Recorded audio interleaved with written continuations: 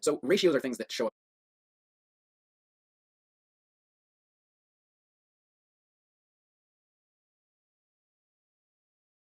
in all sorts of technical and medical and scientific applications. And what a ratio is, it's just comparing the relative sizes of two values. You might see a ratio expressed with this sort of notation where you got a little colon, the ratio of A to B, or what is often more common, particularly for computational purposes, is we write it in fraction form as A over B. Generally speaking, since it's a fraction, you should simplify the fraction. Again, we mentioned this before, calculators are great at simplifying fractions, kind of offloading some of the grunt work on that. But it's okay to leave a ratio when you have a numerator greater than the denominator. So for instance, 7 halves. We have a name for it. So we sound so seedy, we call them improper fractions, but they're okay. We don't need to convert to what we call mixed numbers, and it's not really a thing we need to bother with for the purposes of describing a ratio. But by the way, as a note, we're going to assume numbers in this throughout the section are approximate unless either indicated otherwise, or if it's just a sort of logical thing where we can figure out that the numbers are exact. So one place a ratio comes up is what we call a gear ratio.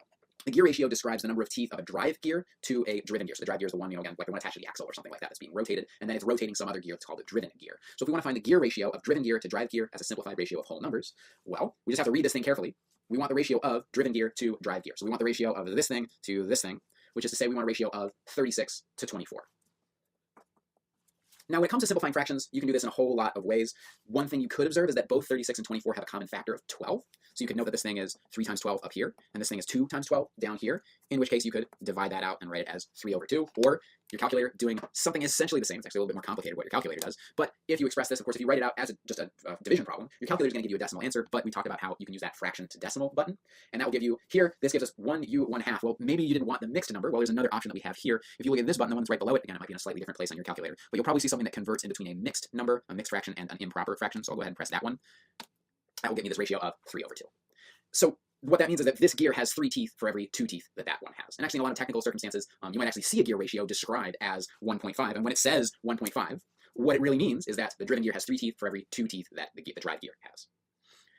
So let's explore this in another circumstance. Let's say we have some units involved. Let's say we have a ramp that has a vertical rise of 4 feet over a run of 50 feet. So again, we can kind of visualize what's going on with that thing. We've got a really long run and just a tiny little height increase. So we've got 50 feet and then a vertical rise of 4 feet. And we're going to write this as a simplified ratio. So we're going to look at the ratio of rise over run. This is actually a concept called slope that you may explore in other courses here. But rise over run is telling me how much is rising relative to how long it takes to do that. That's how we tend to think about things that are at a certain grade, like roads, for instance. So our rise is 4 feet. Our run is 50 feet. So we have 50 feet of rise relative to, 4 feet of rise relative to 50 feet of run. If we're thinking about this in terms of units, note that the units actually just simplify. They just sort of cancel one another out. And we're left with a ratio of 4 over 50. If we want to simplify this, we could observe that both 4 and 50 are even numbers, so we could divide both of them by 2. If you divide the top part by 2, you get 2. Divide the bottom part by 2, you get 25, which is to say, again, you got 2 feet of increase relative to every 25 feet of lateral movement there. And again, if we're just writing as whole numbers, that would be one way to finish out that expression. There are other ways, when we will explore that in other contexts, where it does make more sense to leave them in a decimal format. And just a general note, we prefer to express ratios with the same unit if that's possible. So when we have feet relative to feet, we actually see that those units end up canceling out, and we just get this pure number that has no units attached to it. And it's also usually simpler, we're going to see this in the next example, to compare using the smaller units. So if you have, like, for instance, 1 mile, you can chunk that up into a smaller unit, like 5,280 feet.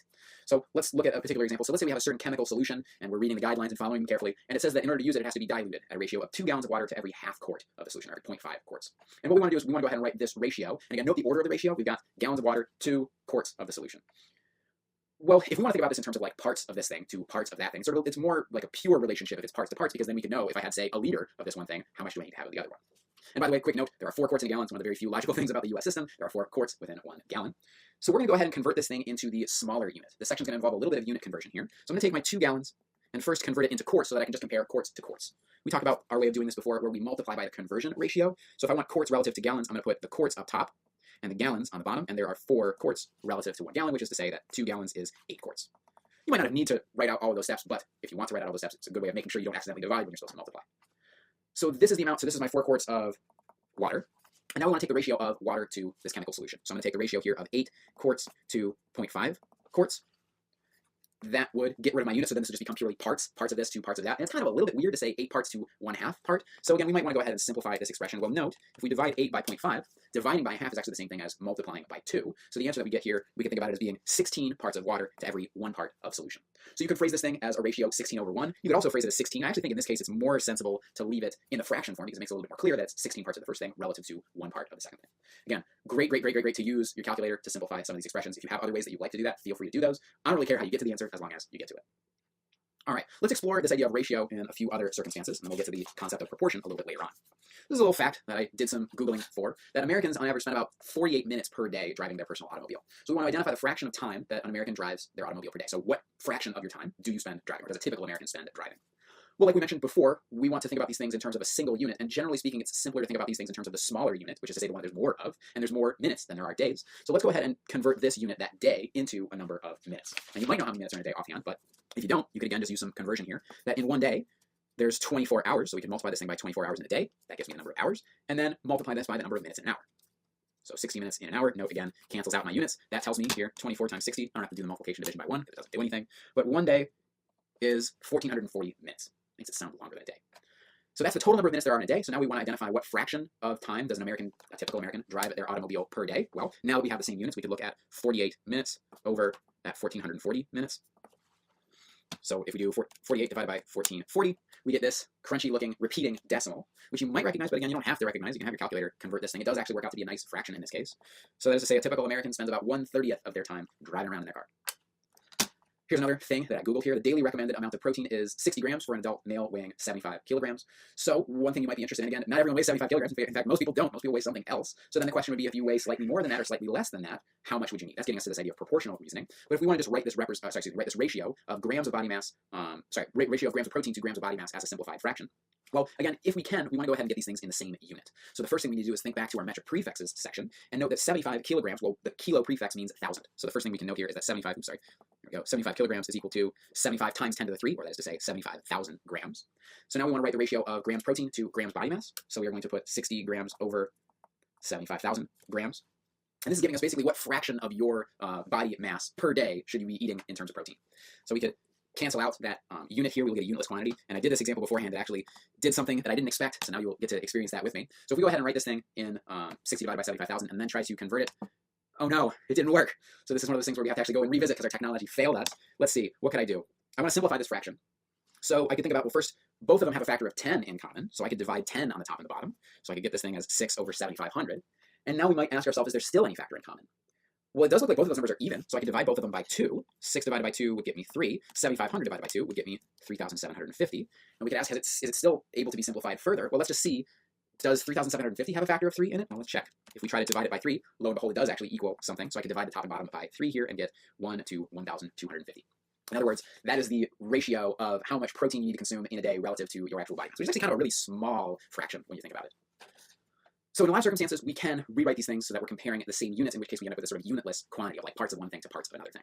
But there's a lot of other circumstances in which we actually want to use a ratio to describe divisions of magnitudes that have different units or different quantities involved. And when they have different units, this ratio is called a rate, something we introduced a little bit before in a previous section, but now we're going to explore it in a little bit more detail. So one thing that's very important for physics and electricity and electronics is talking about power. So power, we usually measure with the SI unit of watts, abbreviated as W, and it's defined to be the ratio of work done relative to time required to do the work. And let's say that a microwave does 49 kilojoules of work in 44 seconds. We want to find the power of the microwave using an appropriate number of significant digits. Well, I do need to mention one other thing here. Again, we're not going to get too much in futzing about memorizing units, but let me just go ahead and mention that a watt is defined to be a number of joules per second. Again, you'll explore these quantities and units more in a future course, most likely. But what that means for our purposes is we need to make sure that our units are actually doing the thing that we want, right? We actually are starting off here with kilojoules, and a watt is defined to be 1 joule per second. So that means we need to convert kilojoules into joules first. Well, we actually just did a very similar problem. That's the great part about metric prefixes, is once you understand it in one context, it's the same exact thing in every other context.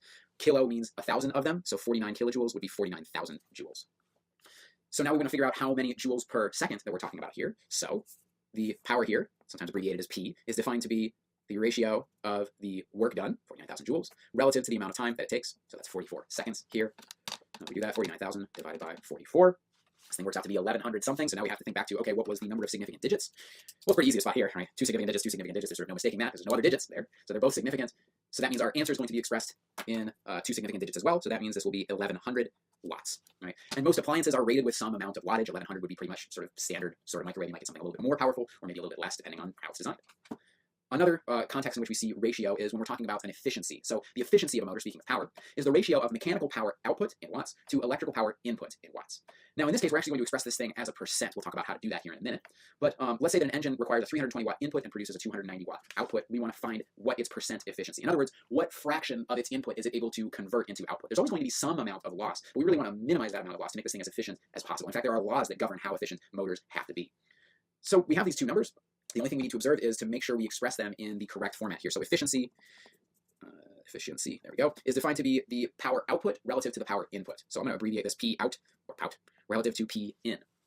So note the output is the 290, the input is the 320, so 290 watts relative to 320 watts. So if we go ahead and do out this division here, we get a decimal quantity. And the thing we actually want here is a percent. So we have to remember our way to convert in between a decimal and a percent. What we want to do is we want to go ahead and multiply by 100. Or sometimes it's written as multiply by 100%, which is to say the number that you get at the end is a percent. So I'm going to multiply the answer that I just got in the previous step by 100, which really just means move the decimal place over, right, like we saw in scientific notation, and then express this with the correct number of significant digits. Well, it appears here that my last digit in both of these numbers is not significant because we don't have that decimal spot at the end. So this is really just saying both of those numbers are to the nearest 10. So, oops, I did that wrong. My apologies. What I meant to write is that both of those things, since they don't have the decimal there, those two digits are significant, those two digits are significant. So we've got two significant digits here and two significant digits here, which means our answer also should be expressed with two significant digits. And actually, going back up to that previous example, if you go to a store and look at the microwave, they will probably not say something like 1257 watts. They will say something rounded, probably to two significant digits. So keep an eye out for that in the world. So that means when we're writing this thing, we're going to have to round to that second significant digit. So since the following digit is 6, we're going to go ahead and round that thing up, and we'll say that this thing is 91% efficient. Not bad. We could do better. Again, depending on the context, I think the larger that your motor gets, actually the more efficient that it has to be by law. You can Google some of that if you're curious about more of that. Let's do a couple of more ratios, get a little bit more exotic with some of these units. This next one's going to require a little bit of unit conversion. This is a thing I Googled because I wanted to find some medical examples, and one of the things that I looked up was this idea of the blood lead level, right? So it's bad to have too much lead in your blood. It can have huge effects on things like IQ and such. And the way that it gets measured is really just a tiny, tiny amount in your blood is bad. In fact, the general guideline is that more than 5 micrograms per deciliter is not desirable. It's sort of an elevated blood lead level. So let's say we take this sample, and again, this is a microgram, so let me go ahead and make sure that my unit looks good. That's a mu prefix, not an M. Sorry, they look similar, kind of is what it is. I'll do my best to make it look nice like that. So we want to figure out, again, imagine you take this sample of blood, suppose you take 1 milliliter sample of blood, it's a pretty large sample of blood, and suppose that it shows up with 0.08 micrograms of lead. Basically, you want to answer this question, is this a good thing, is this a bad thing? Well, the fundamental idea here is it's going to be a ratio of the amount of lead relative to the amount of blood. So again, that's what we're looking for. We want the ratio of, let's think about our units here, micrograms per deciliter. So there's a little bit of unit conversion we're going to have to think about here, right? So deciliter, again, this is stuff, I did not make this one up, I looked it up, and that is in fact the units that they choose to use. From the previous, a few sections ago, we had mentioned that deci as a prefix means 1/10. Actually, kind of, fortunately, is one of those ones that makes a little bit of sense. Deci, like decade. So 1 deciliter is 1/10 of a liter. So in other words, it's 0.1 liters. Now the sample that we have, again, when we take a sample of blood from someone, we like to take as little blood as necessary. So 1 milliliter usually will do the trick for a lot of things. So if we're taking a 1 milliliter sample, we need to think about that unit that we have in terms of the unit that we want. There's a couple of ways to get there, but let's note here that the 1.0 milliliter sample of blood, well, milli as a prefix is 1,000th of, so 1 milliliter would be 0.001 liters. So now the question is, how can we go from here into there? There's a couple of ways to do this. I'm going to think about it in terms of like unit conversion, because we did a little bit of this when we talked about converting rates like that miles per hour into feet per second one, right? So let's take the ratio that we have and get it into the units that we want. So currently the ratio that we have is the 0.08 micrograms relative to the 1.0 milliliters that we just found. And what I want to get is I want to get this thing in terms of a number of deciliters. So either I can think about how many milliliters in a deciliter, or I can just go through the main idea that we have, which is liters. So we said that 1 milliliter corresponds to 0.001 deciliters. So let's go ahead and write that. So we have 1 milliliter per 0.001 liters. And then we also know that 1 deciliter is 0.1 liters. So again, I've gotten rid of those things. Now I want to cancel out the liters in terms of deciliters, which is abbreviated DL. So that means I want to have liters up top, because currently it's at the bottom, and deciliters down below. And here we have that 1 deciliter corresponds to 0.1 liters. Again, there are other ways to set this up. You may have your preference. I don't really care which way you take, so long as you get the right answer out of it. Note that if we've done that unit conversion here, we will now have micrograms to deciliters. So let's see what we have to do. We've got 0.08 divided by 1. Don't need to do anything. Multiply by 1. Don't need to do anything. But we do need to divide by 0.001 and then multiply by 0.1. If we do that, we will get a number of 8. So this will say 8. And note my significant digits. I've got 2 significant digits here, but I only have 1 significant digit. Again, that might just be how sensitive our instruments are to pick up how much lead is in someone's body. But really, in this case, we only need 1 significant digit to answer this question here. So we see we get this number of 8 micrograms per deciliter, which would tell us that this is an elevated level. You don't need to memorize blood lead level for the purposes of this course, but this idea of thinking about ratios and thinking about unit conversion will come up in pretty much any place that uses math in a technical or scientific capacity. That was an unintentional pun. Speaking of capacity, there's an idea in electronics, this idea of capacitance. So the capacitance of a capacitor is defined to be the ratio of its charge to its voltage. Again, I won't get into the details of it, but that's how it's defined. And it's defined with units specifically in terms of coulombs to volts. And it's measured in units called farads, or farads, I can't remember how it's pronounced, but that is given with the letter F. And actually the charges that we're dealing with tend to be, again, we're talking about small objects here, they tend to have pretty small charges. So let's say our charge is actually 3.00 microcoulombs, and our voltage is given to be 12 volts. Now the basic idea, again, is just a ratio. So kind of like the previous one, we're still looking for a ratio of charge to voltage. So the capacitance, and if you express this in a formula, again, a ratio would be the ratio of Q to V, charge relative to voltage. So that would be 3.00 microcoulombs per 12 volts. Now, unfortunately, the number that we have here is not actually exactly corresponding to the units that we want. So the farad is 1 coulomb per 1 volt, but I have microcoulombs. So we got to go back to thinking about our scientific notation.